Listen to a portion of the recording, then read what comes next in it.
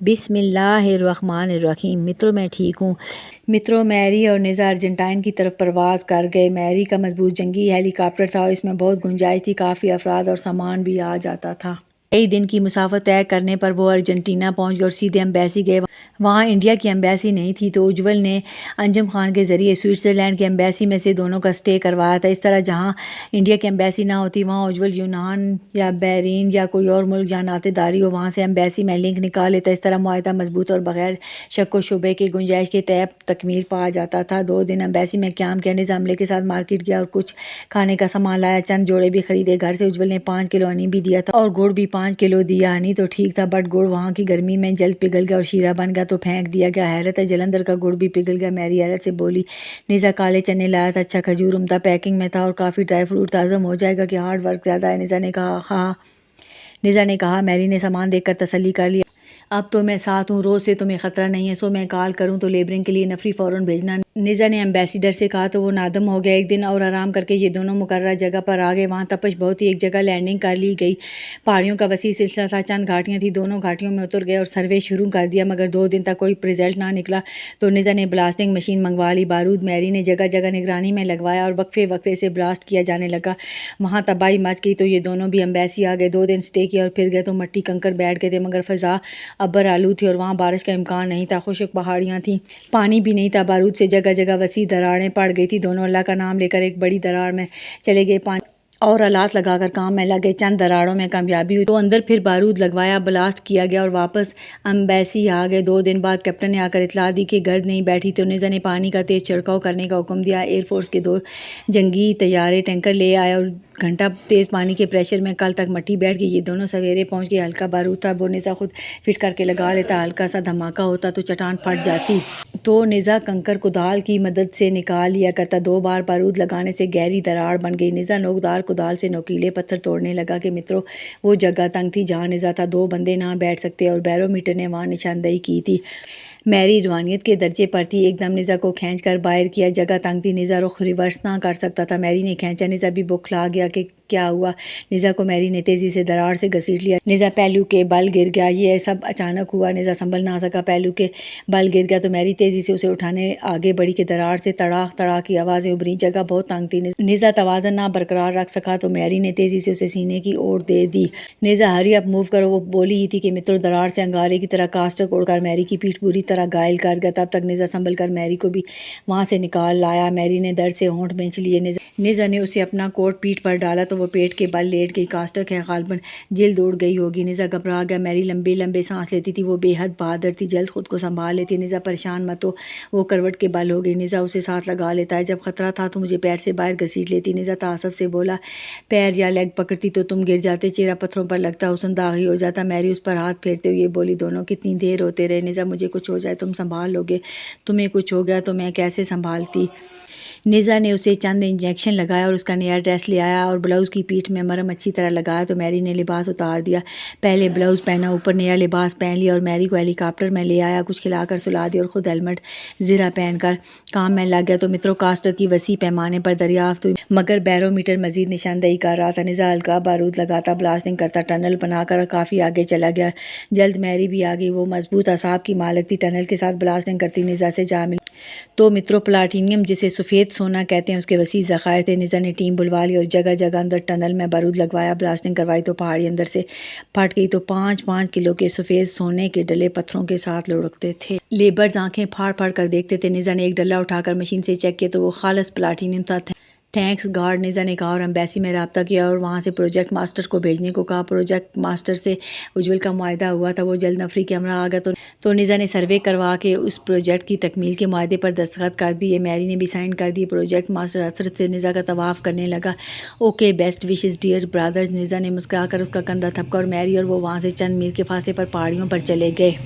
ان پہاڑیوں پر بھی بیرو میٹر نے نشاندہی کی تھی۔ مترو عملوں کا دار و مدار نیتوں پر ہے۔ نیزا اور میری پوری ایمانداری نیک نیتی سے کام کرتے تھے۔ 45 دن کا معاہدہ تھا اور یہ شرط نہیں ہوتی تھی کہ کئی ذخائر دریافت کر کے دیں گے۔ اب ایک جگہ دریافت ہو گئی، کاسٹ کے اضافی میں مل گیا تھا تو وہ دونوں آرام کرتے تو بھی کوئی زور زبردستی نہ تھی، مگر وہ ایماندار تھے۔ ان پہاڑیوں پر بھی کام میں لگ گئے، سخت چٹانیں تھیں، جگہ جگہ بارود لگایا جانے لگا کہ بیرو میٹر اوپر کام نہ کرتا، چٹانیں توڑی جاتی تو اندر دراڑوں میں اتر کر سروے کیا جاتا تو کچھ جگہ نشاندہی ہو جاتی، کچھ جگہ بس خالی پتھر ہی ہوتے۔ ہاں کئی جگہ سے پانی بھی نکلنے لگ گیا تو نزا میری کے نہانے کا مسئلہ حل ہو گیا۔ رات کو میری تو سو گئی، نزا دیر تک کام میں لگا رہا۔ نیڈو دودھ سے وہ چائے بنا لیتے تھے، نزا نے سپرٹ لیمپ پر چائے بنائی اور پینے لگا۔ میری ہیلی کاپٹر میں سو رہی تھی، چائے پی کر نزا نے احتیاط سے ہیلی کاپٹر کے فرنٹ سے ایک دراز کھول کر اندر سے ایک فائل بیگ نکالا اور بغیر کھٹکا کیے واپس آ گیا اور فائل بیگ سے پیڈ نکال کر خط لکھنے لگا۔ خط اجول کو خط لکھا، دوسرا خط منشی ارمان علی کو لکھا، تیسرا خط مناڈ کو لکھا، چوتھا خط روس میں لکھا، چاروں لفافوں میں بند کیا اور اوپر پتے لکھے اور جا کر احتیاط سے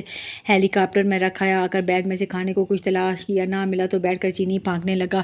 کچھ چینی کھا کر پانی کی بوتل اٹھائی اور تھوڑا تھوڑا پانی پینے لگا۔ بوتل خالی ہو گئی، وہ کچھ دیر بیٹھا رہا، پھر اٹھا اور دوبارہ بیگ پھرولنے لگا، مگر بیگ میں چینی کا پیکٹ، پتی اور نیڈو کا پیکٹ تھا۔ اجول مجھے بہت بھوک لگی ہے، کیا کروں؟ اس نے جیسے اجول کو بتایا۔ وہ کچھ دیر بیٹھا رہا، پھر اٹھا اور بیگ کی زپ کھولی تو ہنس پڑا اور زپ بند کر دی۔ ہائے اجول، کیا کھاؤں؟ پتھر کھاؤں؟ وہ ہنستے ہوئے بڑبڑایا اور کچھ دیر وہیں پھرتا رہا، پھر الف لام میم سے سٹارٹ کر کے تلاوت کرتے ہوئے کام میں لگ گیا کہ تیسرے سپارے کے مڈ میں تھا کہ میری آ گئی۔ ہائے کہہ کر میری نے ہاتھ آگے بڑھایا، نزا اس کے ہاتھ پر ہاتھ مار کر رکوع مکمل کر کے بغیر بات کیے چلا گیا۔ میری نے جہاں سے نزا نے چھوڑا تھا وہیں سے تلاوت شروع کر دی اور سب سے پہلے بیگ پھرولتی ہے، مگر اس میں چائے کا سامان تھا۔ میری نے بہت کم دودھ ڈال کر چائے کا کپ بنایا، پی کر کام میں لگ گئی۔ نزا ہیلی کاپٹر میں جا کر سو گیا۔ میری 4 سپارے تلاوت کر کے تہجد پڑھنے لگی۔ وہ تہجد سے فارغ ہوئی تو نزا بھی تب تک آ چکا تھا، اس نے 2 کپ چائے کے بنا لیے تھے، دونوں خاموشی جیسے چائے پیتے رہے۔ چائے پی کر نزا بھی تہجد پڑھنے لگا جبکہ میری کام میں لگ گئی۔ منظر بدلا، نزا چٹان پر کھڑا فجر کی اذان دے رہا تھا، دونوں نے فجر پڑھی اور وہیں لیٹ رہے۔ طویل خاموشی رہی کہ نزا نے خاموشی کو توڑا، روز اجالا پھیلتے ہی ہم سب سے پہلے شکار کریں گے۔ اوکے، میں تلاوت جاری رکھی ہوں، تم تب تک مسواک کر لو۔ میری نے کہا۔ نزا اٹھا اور وہیں ٹہلتے ہوئے مسواک کرنے لگا۔ منظر بدلا، میری مسواک کر رہی تھی جبکہ نزا ایک پتھر پر بیٹھا تلاوت کر رہا تھا۔ منظر بدلا، سورج نکل آیا، نزا نے بندوق نکالی، رسی نکالی اور تیز چھری ہوئی۔ روز چلو، اس نے میری سے کہا۔ نو، ون ناز سے پہلے نہیں، میری بولی تو نزا وہیں ٹہلتے ہوئے 30ویں پارے کے مڈ سے پڑھنے لگ گئے۔ ادھر اس نے ون ناز پڑھا، ادھر میری نے 30ویں پارے کے نصف تک پڑھ لیا۔ وہ دونوں اسی طرح دن رات میں 3 سے 4 قرآن پاک پڑھ لیا کرتے تھے اور بہت دفعہ نزا پڑھتا جاتا، میری انگلش میں ترجمہ کرتی جاتی یا میری پڑھتی جاتی، نزا ترجمہ کرتا جاتا۔ دونوں نے ہرن شکار کیا اور کچا پکا بھون کے کھا گئے۔ نزا نے تب تک امبیسی سے ایک بندہ بلا کر اسے خط پوسٹ کرنے کو دے دیے تھے۔ دونوں چائے پینے باتوں میں لگ گئے۔ روز میں کچھ دیر سو جاؤں، رات کو بھوک سے نکات زیادہ تھی تو نیند نہیں آئی، اب میٹ کھانے سے آنکھیں بند ہو رہی ہیں۔ ٹھیک ہے، دونوں سو جاتے ہیں، میری نے کہا، اور دونوں ہیلی کاپٹر میں جا کر سو گئے۔ نزا سیٹ کی طرف منہ کر کے سیٹ پر کچھ دیر انگلی سے اجول کا نام لکھتا رہا۔ میری نے فرنٹ سے سر اٹھا کر بیگ میں نزا کو دیکھا اور مسکرا دی۔ بہت محبت کرتے ہو اجول سے؟ اس نے پوچھا۔ بہت، وہ میرا وارث ہے اور میرا رضائی بھائی ہے اور دنیا میں میرا واحد ناطے دار۔ نزا بھیگی پلکوں کو پونجھ کر بولا۔ اوکے نزا، رونا مت، سو جاؤ تم، میری تیزی سے بولی تو نزا نے آنکھیں بند کر لی۔ منظر بدلا، دونوں جاگ گئے، جا کر کپڑوں سمیت نہائے اور پھر کام میں لگ گئے۔ گہری دراڑیں تھیں، ہلکا بارود لگانے سے جپسم نکل آیا۔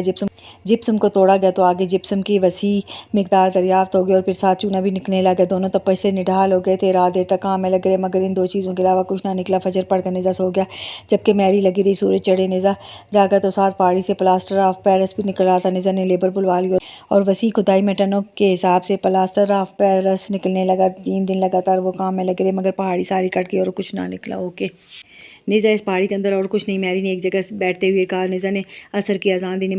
نماز پڑھ کر نزا نے پروجیکٹ ماسٹر کو بلوایا اور اسے سارا دورہ کرا کے معاہدے پر دستخط کر کے وہ لوگ آگے بڑھ گئے۔ روز تمہیں نیند آ رہی ہے؟ عشاء کے بعد نزا نے میری سے پوچھا۔ نہیں، تم نے سونا ہے تو سو جاؤ، میں زمین کا سروے کروں گی۔ اوکے نزا نے آگے بڑھ کر اسے گلے سے لگایا۔ روز میں ٹاور پہ جا رہا ہوں، اجول سے بات نہیں ہوئی تو بی پی لو ہو رہا ہے، جلد آ جاؤں گا۔ میری ایک دم بجھ گئی، تو میں کیا کروں گی اکیلے؟ وہ آنسو روکتے ہوئے بولی تو نزا نے پھر گلے لگا لیا۔ تمہیں پتہ ہے نا، اجول میرے بغیر بیمار ہو جاتا ہے، وہ بیمار پڑ جائے تو ریمل کھانا نہیں کھاتے، میں کچھ دیر سے باتیں کر کے پلٹ آؤں گا۔ کب تک آؤ گے؟ میری بولی۔ نزا نے گھڑی دیکھی، ابھی 9 بجے تھے، فجر مل کر پڑھیں گے انشاءاللہ۔ نزا نے دل کڑا کر کے کہا کہ بہرحال پوری رات ہی ٹھیک ہے، جو میری نے اس کی طرف پیٹ کر لی تو نزا ہیلی کاپٹر میں بیٹھ کر چلا گیا اور سیدھا ٹاور پر آیا تو عملہ متحرک ہو گیا۔ آرام دہ کرسی دی گئی۔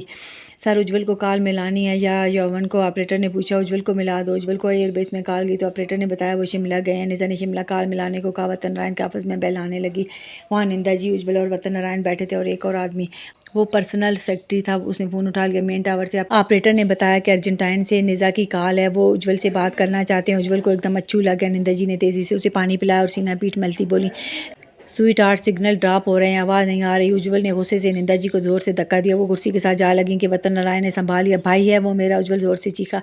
निंदा जी ने बढ़कर मुंह से मुंह लगा लिया और होंठों को चुम चुम कर बोली, कोख से नहीं निकाला, छातियों से नहीं लगाया, परंतु अपने बच्चों से बढ़कर तुम्हें चाहा है। माँ हूँ तुम्हारी, सिग्नल ड्रॉप नहीं करते तो इन प्यारे लबों को सीना होगा। तो मैं अपनी माँ की खातर वो सीने से बेंच कर बोली। उज्जवल ने गुस्से से दूर धकेला और बाहर निकलने लगा कि निंदा जी फुर्ती से दरवाजे के आगे आ गई और उसके सामने हाथ जोड़ दिए। उज्जवल ने जुड़े हाथों को देखा, फिर हाथ नीचे कर दिए कि ये हाथ उसके सुकून का बायस बनते थे, उसे चूरी खिलाते थे। उज्जवल ने जाकर फ़ोन ले लिया। Hello hello Niza, are you right, वो कहने लगा। निज़ा खुद पर कंट्रोल ना रख सका और चीखें मारने लगा। उज्जवल जज्बात से सुर हो गया। हेलो निज़ा, आवाज़ नहीं आ रही, तुम ठीक हो? हेलो हेलो, वो बार बार कहने लगा कि निज़ा ऑपरेटर पर चढ़ दौड़ा, सर सिग्नल ठीक जा रहे हैं, एशिया में मे भी शिमला का मौसम ख़राब हो। उज्जवल हेलो हेलो करके फ़ोन बंद करके निकल जाता तो वतन नारायण जल्दी से किशन को फ़ोन करके कहते हैं, निज़ा इंडिया में राब्ता ना करने पाए, ओके आप रिलैक्स रहें। किशन ने तसल्ली दी कि दिल्ली के वर्ल्ड टावर पर अर्जेंटीना से कॉल आने लगी तो किशन कदम बढ़ाकर वहाँ था और फ़ोन उठा लिया। Yes Kishan speaking. उसकी आवाज़ निज़ा के कानों तक पहुँच गई। वो बदकर चंद कदम पीछे हट गया। सर शनाख्ते हैं प्लीज़, कहा गया। तो किशन ने गवर्नर हनुमानगढ़ कहा। निज़ा ने तेज़ी से पैड पर लिखकर आगे कर दिया कि ऑपरेटर ने देखा तो लिखा था थैंक्स सर, सिग्नल चेक कर रहे थे। ऑपरेटर ने यही कहा। किशन ने ओके कहकर कॉल ड्रॉप कर दिया। आपके वाले साहब टावर पर थे? ऑपरेटर ने कहा हूँ, मे भी फॉरेन से कोई आ रहा हो तो अमूमन समुद्र में कॉल नहीं मिलती। निज़ा ने कहा सोचता रहा, फिर बम्बई के टावर पर रब्ता करने को कहा। बम्बई टावर पर बेल आने लगी तो मित्रों किशन कदम बढ़ाकर वहाँ था। Yes Kishan speaking. तो ऑपरेटर के साथ निज़ा भी बुरी तरह चौंक गया। निज़ा ने तेज़ी से वही चिट आगे कर दी। किशन मुस्कुराए बगैर ना रह सका और कॉल ड्रॉप कर दी। और मित्रों किशन लाख यानी से निज़ा पारस था। उसने ईरानी टावर से, ईरानी एयर मार्शल से रब्ता किया। इंडिया में कोई गड़बड़ है, मैं दुनिया के आखिरी कोने में चला जाऊँगा। हमने सबसे पहले राब्तों को बहाल किया है, वर्ल्ड टावर्स लगाकर। और उज्जवल सिग्नल ड्रॉप की एक्टिंग कर गया। मुझसे आप 5 मिनट में पता करवाएं कि इंडिया में क्या मसला है। और मित्रों किशन के वहमो गुमान में भी नहीं था कि ईरानी एयर मार्शल नायाब को फ़ोन करेगा और नायाब निज़ा के हवाले से सब उगल देंगे। निज़ा टावर पर टहलता घड़ी को देखता था। देखो मेरा दिल बड़ा धड़क रहा है। उज्जवल तो ठीक है तो माता जी भी ठीक होंगी, बापू जी ठीक है तो नारायण अंकल भी ठीक होंगे। फिर इंडिया में ऐसा क्या हो गया कि मेरी कॉल रोकी जा रही है? तुम रुकना, मेरे साथ रहना, मैंने फजर की नमाज रोज़ के साथ पढ़नी। और मित्रों कुछ देर बाद ईरानी एयर मार्शल निज़ा को बता रहा था, दीना जिना मोहम्मद अली जिना की एक ही बेटी थी। उसने अपनी मर्जी से कोर्ट से स्टे आर्डर लेकर एक पारसी लड़के वाडिया से शादी कर ली। उसकी माँ रतन बाई भी पारसी थी मगर मुसलमान हो गई थी। दीना जिना लंदन चली गई तो बम्बई में जिना हाउस उनका घर था वो मोहम्मद अली ने नीलाम करवा दिया और ख़ुद वापस अपने आबाई शहर कराची चले गए। वहीं 1948 में इंतकाल कर गए तो दीना जिना कराची गईं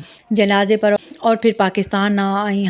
हाँ 2004 में यूसुफ सलाउद्दीन की दावत पर आई, चंद दिन रह कर चली गईं और लंदन में ही वफात पाई। वो पाकिस्तान सिर्फ 2 दफ़ा आई थी। एयर मार्शल बताने लगे कि जिना हाउस फिर हुकूमत ने अपनी तहवील में ले लिया। मोहम्मद अली ने दीना को आग कर दिया था या नहीं ये बात कन्फर्म नहीं है। जिना हाउस को इन दिनों पेंट किया जा रहा था कि जिना ने रब्ता किया कि वो बाप का घर देखने की ख्वाहिश जाहिर की।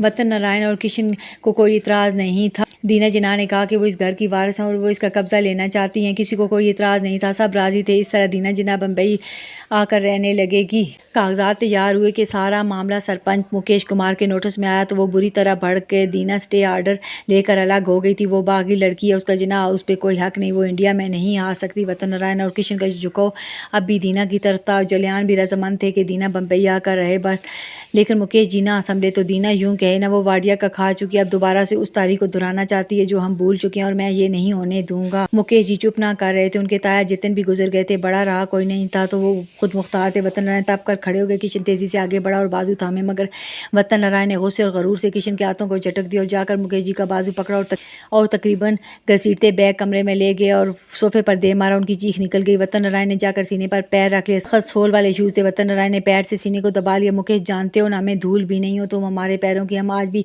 दीना से मोहब्बत करते हैं, हम आज भी दीना से मोहब्बत करते हैं। अब अपना मुंह बंद रखो वरना हम हमेशा के लिए तुम्हें खामोश करवा देंगे। वो गुस्से से बोले। वो लात मार के गई थी इस मखमल को, लहरें कभी पलट कर नहीं आती। मुकेश जी दर्द से चीख कर बोले तो वतन राय ने मुंह दबोच लिया। अब आवाज़ ना निकले हम जबान गले से खींच लेंगे। समझे तुम, डैड ने तुम्हारी बर्तरी नहीं मानी तो हम कैसे मान लें।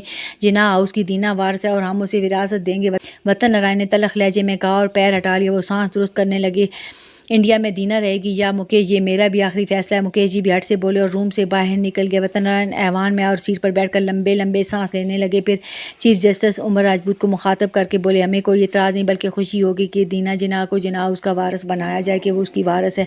मित्रों, फैसला हो गया तो मुकेश कुमार खामोशी से। वतन नारायण अपने रूम में थे। किशन शूज़ मोज़े उतार पैर दाबता था। खाना कब तक खाएंगे? किशन ने पूछा। भूख नहीं है पर तुम खिला के रहोगे तो घंटे तक खा लेंगे। तुम सर और गर्दन दबा दो, कंधे भी बैठ बैठ कर सुन हो गए हैं। किशन कंधे गर्दन दबाने लगा। उल्लू का पट्टा डैड के सीने पर भी चढ़ के बैठा रहा। दीना ने कभी उसे पसंद नहीं किया।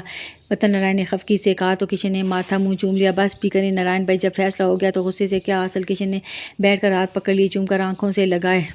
देर तक फ़ोन की बेल बज रही थी। वतन नारायण ने हाथ मारकर फ़ोन दूर किया। किशन चाय बना रहा था कि राधे श्याम अंदर आए। निंदा आपा का फ़ोन आया है, मुकेश जी जम्मू चले गए हैं भीम सिंह के पास। किशन चाय ले आया और वतन नारायण को पहले चाय पिलाई। क्या बात है, चुप क्यों हो, वो पूछते थे। किशन खामोश रहा। चाय ख़त्म हुई तो किशन ने बताया। वतन नारायण गुस्से से भड़क उठे। मरदूद मरता तो इंडिया की इस फितने से जान छूटती, रात सर पर है। वो शूज़ पहनने लगे। नारायण भाई, आपका जाना मुनासिब नहीं तो तुम जाओगे लेने? उन्होंने पूछा। आपा को भेजते हो? वो कंजर किसी की सुनता मानता है। मरना है तो इंडिया मरे, सरहद पार क्यों मरने गया है? वो उठे और जीप उड़ाते जम्मू पहुंच गए। माना के पालन मर गया था मगर मित्रों बेटे की वो संभाल कर गया था कि वतन नारायण जहाँ जाते जगह भर जाते। मुकेश जी को मारते जीप में बांध के घर ले आए। मैंने कहा ना डैड के बेटे, इंडिया में दीना रहेगी या मुकेश। वो हट की इंतहा में बोले और लिबास नोच डाला और एक लट्ठे की चादर निकाल कर बदन पर पहन ली और वतन नारायण के गाल का बोसा ले लिया। डैड के बड़े बेटे आप पटीले हैं तो हम भी हट की इंतहा हैं। हम व्रत रख रहे हैं, ना खाएंगे ना बोलेंगे ना पिएंगे और ना इंडिया के अंदर आएंगे। हम बहर हिंद पर जा रहे हैं। हम भी देखते हैं उतामा वाले का जिगरा, वो कैसे बर्दाश्त करता है। बड़ा भाई छोटे भाई का लहू करके उस बागी को दोबारा आबाद करे। वो निकल गए। वतन नारायण बाहर गए। मुकेश, हम बैठ के बात कर लेते हैं। उन्होंने जाकर उनकी कलाई पकड़ ली मगर वो कलाई छुड़ाकर जीप में बैठ के वो नंगे पैर थे। वाइफ फ्रंट संभाल चुकी थी और जीप उड़ा ले गई। किशन प्राडो में डालकर शिमला वापस ले आया। वो क्या समझता है उसकी धमकियों से हम रुक जाएंगे? हमारा नसीब खुद आया है हमारे पास। वो किशन के सीने से लाकर सुलग पड़े थे। स्वीट ब्रादर, हमें सुख देना है, राहत देखनी है। क्रोध नहीं, वो क्रोध है खुद के गम पाल रखे। मैं सुबह मुहूर्त निकलवाऊंगा दीना को इंडिया बुलाने का। क्या दीना जी इंडिया आ गई हैं? निज़ा हौल कर बोला। गवर्नर मुज़ाकरात कर रहे हैं। हाँ, मुहूर्त 3 दिन बाद का निकल आया है। नायाब भाई भी खुश हैं कि दीना सबको बहुत पसंद है। निज़ा ने शुक्रिया कहकर कॉल बंद कर दी। घड़ी देखी। मेरे साथ रहना स्वीटहार्ट। घड़ी को चूमकर उसने एक जगह से पेट्रोल डलवाया और एशिया की तरफ परवाज़ करने लगा। मुकेश जी को आज भूखे प्यासे 5वां दिन था। वाइफ छोड़कर चली गई थी। मित्रों, वो एक चादर पहने बहर हिंद की घाटियों पर चलते रहे और एक ऐसी जगह पर आकर लेट गए जो इंडिया की सरहद नहीं थी। मतलब वहाँ अगर हेलीकॉप्टर जहाज़ उतरता तो वो रेडार पर चेक ना हो सकता था। निज़ा कई दिनों की मुसाफत तय करके सिर्फ 1.25 घंटे में ईरान पहुंच गया तो दिन खूब चढ़ा था। चहल पहल थी। उसने एक रोड पर मुनासिब जगह पे लैंड के सामने मार्केट थी। निज़ा सारा हेलीकॉप्टर खंगाल चुका था। उसमें कुछ नहीं था और निज़ा के पास सिर्फ घड़ी थी। निज़ा रोड पर आ गया। हेलीकॉप्टर की वजह से वो निगाहों में था। दूसरा वो बला का हसीन सर्व का था। वो कुछ देर टहलता रहा, सोचता रहा और फिर एक रेस्टोरेंट में गया। हाँ, इसने जाकर काउंटर पर हाथ मिलाया। मित्रों, निज़ा ने कभी खुद से मुसाफा नहीं किया था। उस आदमी से खुद हाथ मिलाया। ब्रदर, मुझे कुछ पैसों की ज़रूरत है, निज़ा ने कहा तो वो हक्का बक्का रह गया। ज़ाहिर है हेलीकॉप्टर बाहर खड़ा था। मेरा मतलब है मुझे कोई काम मिल सकता है? निज़ा ने वजाहत की। जी काम तो बहुत है, लेकिन वो घबरा गया था। प्लीज़ फिर मुझे काम दे दे, निज़ा ने जल्दी से कहा। उसने काम की बाबत पूछा तो बताया कि 1 घंटे का 1500 रुपया। निज़ा ने हिसाब लगाया। उसे 2.5 घंटे काम करना था और तब मतलूबा रकम बनती। डियर ब्रदर, 2 घंटे का आप मुझे 4000 दे दें, आपको मैं इजाफी काम करके दे दूंगा। निज़ा ने कहा तो मालिक ने मान लिया। दोपहर का वक्त था। मालिक ने दूसरे लड़के को छुट्टी दे दी। निज़ा ने उसकी घड़ी देखी। एशिया में आते ही निज़ा की घड़ी खुद ब खुद एशिया के टाइम पे आ जाती थी। डियर ब्रदर, आप मेरी घड़ी से टाइम मिला लें, मेरी घड़ी में टाइम हमेशा करेक्ट रहता है। निज़ा ने कहा। मालिक को इस गैर मुतल्लका बात से बड़ी हैरत हुई मगर उसने टाइम निज़ा की घड़ी से मिला लिया और वाल क्लाक का टाइम भी खुद ठीक कर दिया। निज़ा आस्तीन चढ़ाकर काम में बिन कहे लग गया। बर्तन धोए, काउंटर पे कपड़ा लगा और सारे टेबल कुर्सियाँ साफ कर दी कि गाहक आ गए। निज़ा ने फ़ौरन वेलकम कहा। उन्हें देखकर कहीं गाहक ही ना भाग जाएं। हुसन जवानी ऊपर से पर्सनैलिटी। मालिक ने साथ पार्टनर से सरगोशी की। मित्रों, निज़ा की काम के दौरान बेकरार निगाहें कलाक और घड़ी की कलाई पर बार बार जम जाती। गाहकों को डील करता, महारत से पेड़े बनाता, बर्तन धोता कि रेस्टोरेंट जैसे आबाद हो गए और धड़ाधड़ गाहक आने लगे। बाहर हेलीकॉप्टर देखकर लोग पूछते तो पता चलता पायलट रेस्टोरेंट में, तो पायलट देखने के बहाने लोग अंदर आते। निज़ा को वेटरिंग करते देखकर खाना खाकर बाहर जाकर बताते तो लोग रेस्टोरेंट पर जैसे टूट पड़े। काउंटर के पीछे मालिक के सामने नोटों का ढेर लगने लगा तो उसने जाकर निज़ा के हाथ पकड़ लिए। सर रियली सॉरी, आप मुआवजा ले लें, उससे बात ना बन रही थी। निज़ा मुस्कुराया। स्वीट हार्ट, हम रिस्क का बख्शीश नहीं लेते। निज़ा मुस्कुरा कर बोला, आप कौन है, इस दुनिया के तो नहीं लग रहे। निज़ा ने कार्ड दिखाया और काम में लग गया। ख़वातीन भी मर्दों के हमरा आती। निज़ा खुश इखलाक़ी से पर्स उठा कर देता, बच्चे साथ आते उठा कर चूम लेता और 2 घंटे निज़ा ने जैसे तड़प तड़प कर गुजारे। बज़ाहिर वो मुतमईन था, मगर सब ने नोट कर लिया कि निज़ा बड़ा बेकरार है। निज़ा को 4000 रकम मिल गई। 4000 से निज़ा ने 6 रोटियाँ, बकरे का सालन और पानी की 1 बोतल पैक खरीदी और बकिया जाकर कपड़े खरीद लिए, शूज़ खरीद लिए। कुछ पैसे बच रहे, निज़ा ने किसी मुफलिस के हाथ पर रख दिए और बाजार से परवाज़ कर गया और वहाँ पहुँच गया जहाँ मुकेश जी 5 दिनों के भूखे प्यासे एड़ियाँ रगड़ते थे। ठंड, रात की गर्मी, दिन की बर्दाश्त कर करके वो मौतुल करीब थे। निज़ा उनके लबों से निकला तो बर्फ़ टूट गया। निज़ा ने उठाकर आगोश में ले लिया और सीने से लगा लिया। वो बुखार में तपते थे।